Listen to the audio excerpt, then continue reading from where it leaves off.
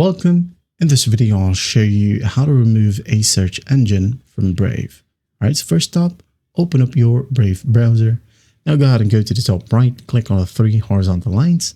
Now go ahead and click on Settings. In here, we have the left panel. Go ahead and click on Search Engine.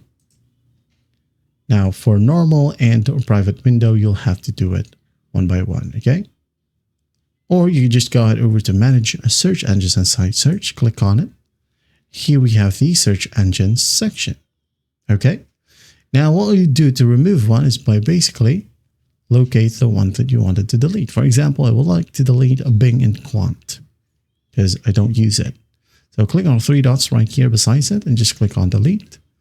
There'll be a pop-up. Just click on Delete. Another one. Delete, delete.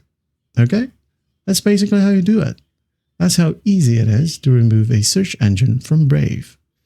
Now, if you want to change it, by the way, you can just click on Change right here. Use Brave or Google or even DuckDuckGo. Hope this video helps, and I'll see you in the next one.